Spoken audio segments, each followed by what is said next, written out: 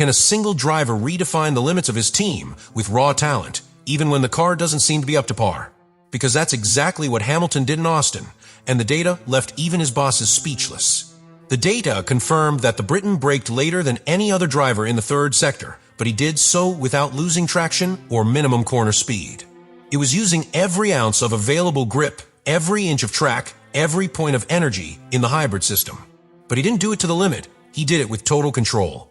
The most extraordinary thing was that it did not require radical setup changes. There were no new parts, no last-minute solutions. Just minor adjustments to brake balance and power distribution. The rest was his own understanding of the car, his connection with the physics of the car. That is, your pure talent translated into raw data. At a time where Formula One is hyper-controlled by computers, sensors, and simulators, Hamilton showed that there is still room for art.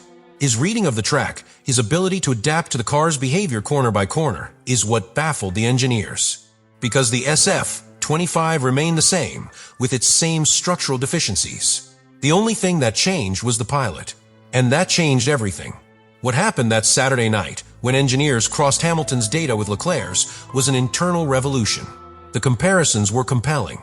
In areas where Leclerc had to release the accelerator earlier than expected or correct with the steering wheel, Hamilton was clean. No loss, no oscillations, and it wasn't a better setup. It was the way it managed the weight of the car, the torque of the engine, and the transfer of load between axles. That type of driving is not learned with telemetry. It is not copied, is not programmed, is mechanical intuition, is technical sensitivity, is experience compressed into milliseconds. And that's why Vasseur publicly stated that Hamilton was extracting more than possible from the car. It was not a figure of speech. It was a technical confirmation that the pilot had exceeded the expectations of the SF-25's own design. These types of episodes are rare, very rare. They don't happen every year. But when they happen, they redefine the standard within a team. The immediate effect was an internal readjustment at Ferrari. New lines of analysis were opened. Some previous configuration decisions were called into question. Because if Hamilton can do this, then what's holding everyone else back? And that is the question that was left floating in Maranello after the race. Not just how he did it, but what it means for the immediate future of the team. Because if this level of control, adaptation, and performance becomes recurrent, then the SF-25 could no longer be a limited car, at least in the hands of a man who is pushing it beyond its limits. In a sport where excellence is measured in milliseconds, and the difference between success and failure often comes down to a single maneuver, Charles Leclerc has built much of his reputation on one specific trait, his braking style. For years, he has been the driver within Ferrari, and previously with Sauber, known for braking later than any of his teammates. In an era where energy control, tire temperature management, and the perfect line are vital, braking a few meters further can make a significant difference on every lap. Leclerc has mastered that art, and that has made him especially competitive in qualifying, where his natural aggressiveness shines brightest. But all that changed in Austin, during the United States Grand Prix. For the first time in a long time, Leclerc was not the last to brake. That title, without any discussion, belonged to his new teammate, Lewis Hamilton. And Leclerc's reaction was not simple surprise. It was absolute admiration. In statements after the race, the Monegasque did not hesitate to acknowledge it publicly. I have always been the one who brakes later among my teammates. But Lewis is one step ahead. Braking late is not just about pushing the pedal further than everyone else. In Formula One, that's just the beginning. The really complex thing is braking late without losing stability, without locking tires, and more importantly, without compromising the exit speed of the curve. Because a driver who brakes late and does not manage the weight transition, well, compromises the entire following line. Hamilton, however, executed this process with almost surgical precision. The telemetry data was irrefutable. While Leclerc had to correct with the steering wheel, especially in high-speed corners, Hamilton showed a car perfectly aligned with the output axis. His management of the braking point, his pedal control, the distribution of the engine brake, and the way in which he released pressure just at the key moment of the turn allowed him to maintain the car's inertia without forcing it into violent reactions. This type of braking, known as advanced trail braking, is extremely difficult to execute consistently, especially in cars as sensitive as the SF-25, which tend to show rear instability when pushed more than necessary. But Hamilton seemed to have a perfect mental mapping of the car's limit, and that mastery was so clear that it forced the entire technical team to rethink their standard references. For Leclerc, this was a moment of redefinition, because until now, he had been the benchmark in terms of controlled aggression within the team.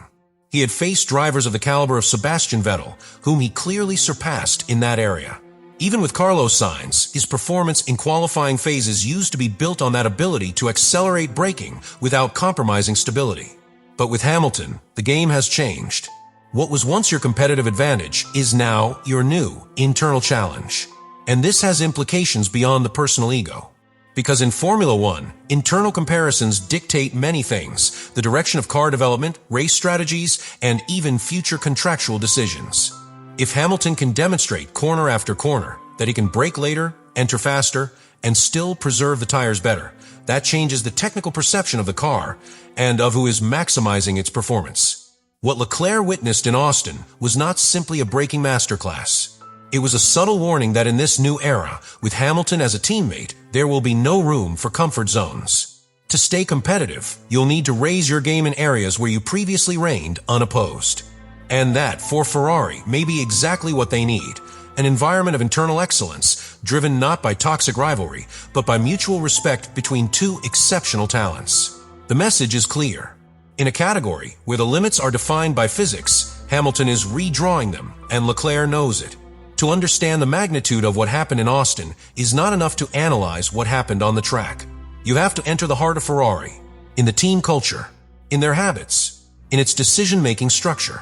Because what we saw in the United States GP was not only a demonstration of talent by Hamilton. It was confirmation that for the first time since his arrival in Maranello, his influence had penetrated the most rigid structure of the paddock. Ferrari is not just any team. It is an institution with decades of tradition, with a way of operating that has resisted, for better and worse, the transformations of modern F1. But it is also a team that in recent years has suffered from its resistance to change. Strategic errors, lack of reaction, decisions made by committee, and a clear disconnect between what the data said and what was done on the track. And that was precisely one of the reasons why Hamilton decided to intervene very early. After the operational chaos experienced at the Singapore GP, where Ferrari failed to execute basic decisions during qualifying and the race, Hamilton was forceful. It wasn't just about changing parts or adjusting settings. What the team needed was a complete redesign of their workflow. More integration between engineers, more direct communication, and more dynamic processes that allow reacting in real time. What Hamilton asked for was, in essence, a Mercedes mentality, but applied to the red heart of Maranello. And in Austin, for the first time, those changes materialized. When Saturday's qualifying ended, Hamilton was the first to confirm it to the media. We made improvements to our processes.